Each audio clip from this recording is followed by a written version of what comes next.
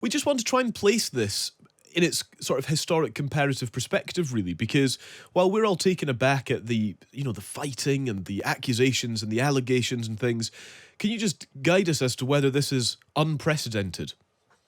Well, the key is in terms of modern royalty and the position of Britain's modern royal family is unprecedented and particularly tragic in many ways, actually, because since really the First World War, George V, the changing in the rules of who heirs to the throne could marry, in other words, they could marry a Brit, a commoner, we see the rise of the uxorious marriage, the idea that kings or queens, future kings or queens, could marry those who they truly loved.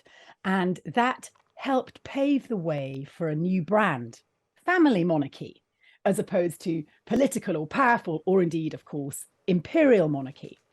And as you see the British royal family cede their political power, this really coming to an end under Victoria, although she's hugely symbolic in an imperial context, what you have then in the 20th century is a heavy promotion of the idea of the family as Britain's first family, in a political period when state and church were both really pushing the idea of the nuclear family, reaching its apogee, of course, in the 1940s and 50s, led by none other than the glorious couple, Elizabeth and Philip. And don't you know, he never misbehaved, wink, wink, nudge, nudge. Okay, so far, so good. You have this wonderful, happy family. Goes a bit, well, as we know, Pete Tong in the 90s, but arguably you can almost get away with that. It's blended family anyway, 50% of Britain's getting divorced. But I think we're on the ropes a little now when two brothers have so badly fallen out. Now, you can throw up your hands and go, oh, this is fine. In medieval times, they would have killed each other. You know, look, cousins were constantly chopping each other's heads off. Likewise, siblings. Of course, one of the most famous cases, Elizabeth and Mary, Queen of Scots. Don't think they hardly ever met, but still Mary loses her head. But you're not comparing like for like, because then it was about political power. There was dynastic and territorial prestige attached to the implications of who acceded to the throne. Now it's, as we know, as Harry has laid plain, profound, deep, visceral jealousy even over positions jostling within the family. And yes, it's soft power, but it's in a very different arena. But my question is, Callum, how do you move forward as the House of Windsor, as the parents say, William and Kate, the parents of 3 children, when only one is going to accede the throne?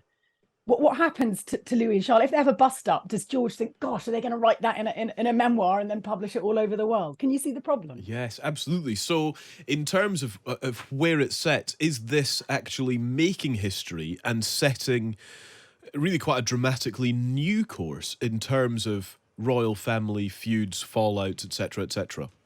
I mean, there was also, people will now be screaming at the radio and saying, come on, there was the case of the Duke and Duchess of Windsor when he abdicates in 1936, and of course hardly really is seen in Britain again, although remains very popular, which is one of the reasons he's not seen in Britain again. Edward VIII was far more charismatic and attractive than his brother, who became George V, our late Queen's father. He, by the way, incidentally, did not come to the coronation. He abdicates in 36, pretty much stays away, doesn't want to, incidentally. But his brother knows that he can't vaguely compare himself to Edward, and is aware that you don't want to sort of set up a satellite camp, which is why Edward spends most of his life in exile. He doesn't come to the coronation because, of course, it would be odd, wouldn't it, a king, to remind everyone in the pews, here's a man who abdicated this role, i.e. there's an element of choice when you're trying to infer that it's mystical, it's divine, it comes from God. So it's very obvious why I think Edward wasn't at the coronation. In fact, the few times that they really met was at the funerals of their respective parents, etc. But the relationship between two brothers totally broke down. It wasn't as close as that between Harry and William had been, but they didn't have, after the abdication, they didn't have a relationship because George was felt put upon. He wasn't equipped to be king, and his wife, the late Queen Mother, always inferred that that woman and her husband had effectively killed the king because it was so stressful for George being king. In fact, cigarettes killed the king, but you could argue maybe he smoked more because he was king. So you can see there's all sorts of issues that run ruckshot through this idea of family. But the problem is now that really they are the family. That's what we buy into. But I wonder how sustainable it is with new platforms. Edward VIII, incidentally, I've got his memoir. I've been reading it, A King's Story. It was published in 1951. It was very popular. In fact, the Express said, "Oh, isn't it a shame he's not our king still?" When it came out and was a bestseller. But it was tame. I mean, absolutely sort of had its teeth pulled in comparison with what Harry's delivered. We live in a different era. And also, Edward didn't have the platforms. Yes, he was married to an American wife, but there wasn't the behemoth Netflix, and there wasn't the ability really to push back against establishment, and set up your own, I suppose, realm, if you like, in comparison with what there is today. And now I've waffled on so much, I've forgotten what your question was. No, well, it was about. It's all right. Sorry, No, me. but no. This is exactly quite why we're early, speaking for to a Saturday morning. I'm feeling it anyway. I don't know how the listeners are. Some of us have been here for 5 hours already. Don't you worry. I think it's such helpful context. That's the whole point of why we're talking this morning, is to try and place this in terms of its nature. And I just wondered if you mentioned the new platforms, you mentioned the kind of newish dynamics within the royal family compared to those well-known feuds and murders and whatever years and years ago. But I wonder if Harry in this book writing and the interviews and the approach he's taking is actually making history and setting a new direction of travel for the royal family from here on out. I think making history is kind of slightly overstating it. I mean, obviously social history, in many respects, he's making, and this is history. This will go down in history because it says people will cast the story of Harry and Meghan through the prism of Britain, and how do we come out of this? I would say not entirely smelling of roses, whatever your opinion of the pair. Especially our press, the Fourth Estate, and I'm afraid, Callum, you and me to a lesser extent, are part of that. Now, there have been huge breaches in the Windsor family before. As I said, the classic being the late Queen's uncle, Edward.